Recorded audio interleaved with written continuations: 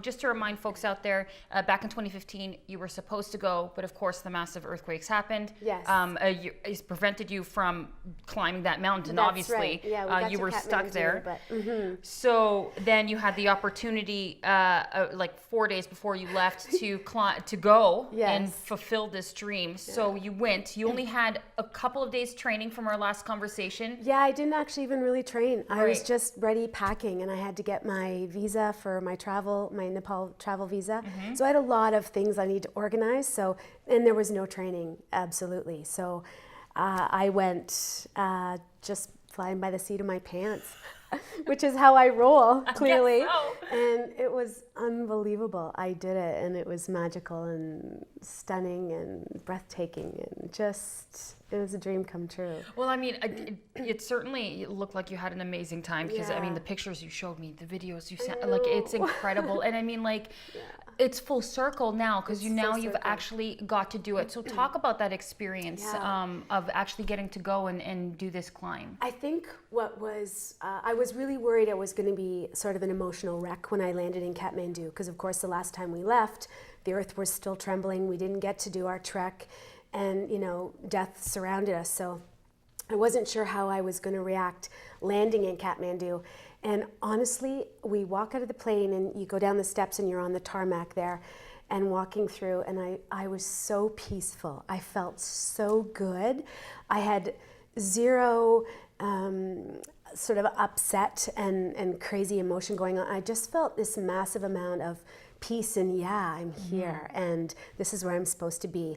And even walking into the Yak and Yeti hotel that, you know, we spent 4 days in sort of ruin, and as the earth trembled under us, it was so good to get back there. It felt like home.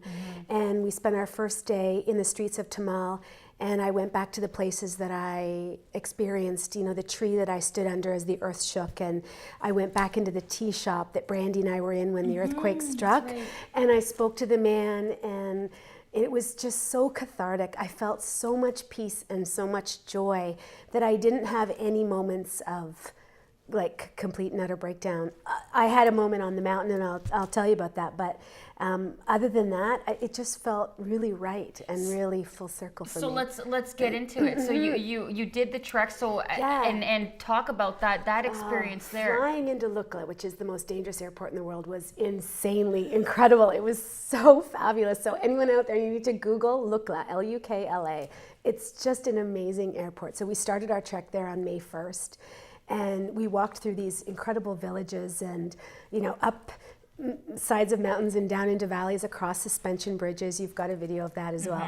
And about day 3, I was on a very small little part of the trail, and we were all spread out because it was sort of a one-person trail at that point. And I heard some yelling above me, and I looked up because it was Nepali, so I didn't understand what they were saying. And I heard some shuffling, and suddenly a bunch of rocks and this massive boulder were coming down the hill towards me. And I had nowhere to go. It was straight down this side into a gully, like hundreds and hundreds of feet down. And this boulder about the size of a huge cantaloupe was catapulting towards me. And I just thought, really? Like, come on. This happened already in Kathmandu with the bricks falling down. And honestly, I had nowhere to go. I watched it and I thought, it's going to hit me. So I just braced myself and turned and hoped that it didn't hit my head. And it didn't. It hit me square in the hip. And it honestly, if it had to hit me, that's the perfect spot to hit me, because it didn't dislodge me. It didn't, I mean, I had a huge contusion and I was in a lot of pain for days. But yeah, I just thought, this is crazy. I need a sign that says caution falling rocks put on my knapsack next time I go anywhere. But so I had a moment there about an hour after of flashbacks of things coming down. And I had a brief moment of, oh my gosh, like, what am I doing here? And, you know, what's this mountain telling me? And then I thought, you know what? I'm being tested, and both times it's worked out, and I'm fine, and it didn't hit me somewhere. I didn't break a leg. It didn't hit my arm, and let's do it. So head down, and away we went.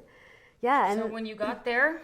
Yeah. So we just Dingboche was a few villages before Everest Base Camp, and of course I picked up a gastro bug.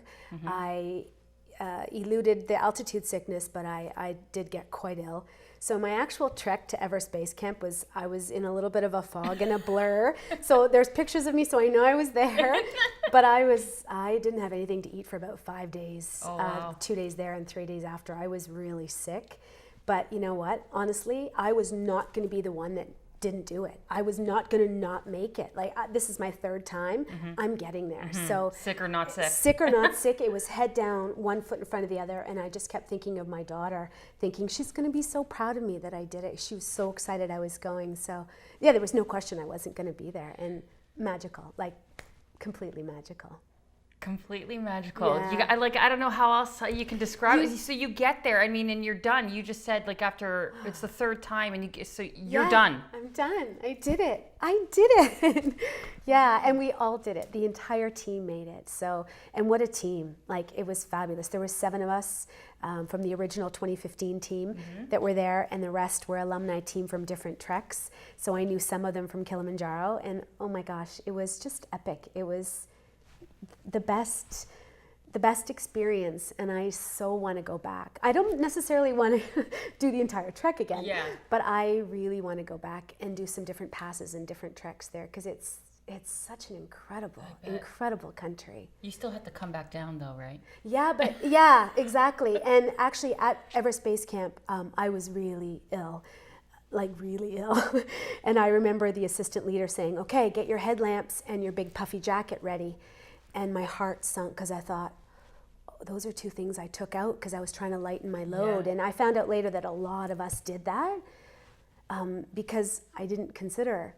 I had nothing left in the tank, and here I was sitting at Everest Base Camp, and I still had to get back. So I put my big girl pants on and my trekking tied my trekking boots up, and literally head down. And it's amazing because you get to that bottom of the tank, and you think, is there anything else in there? But at no point did I think I wasn't going to do it, like ever. I had people saying, can I take your bag? Kelly, you're really sick. Why don't you, turn around? You don't have to go this far. And that fueled me, because I thought, no, I'm doing this. This is my 3rd time, last time, and I'm not going to make it. Yeah, so you just find that. You just head down and one foot in front of the other. You just don't stop. So how long, I guess my last question then, how long total does it take for you to get up the climb and back, just to paint that picture of how long that trek was? So we landed in Lukla, and it was 8 days to get to base camp, and then 3 days back. So we were really trekking coming back. And we also took a helicopter ride through the mountains. Cool. Yeah, so that was really amazing too. But it's about 65 kilometers each way, they say.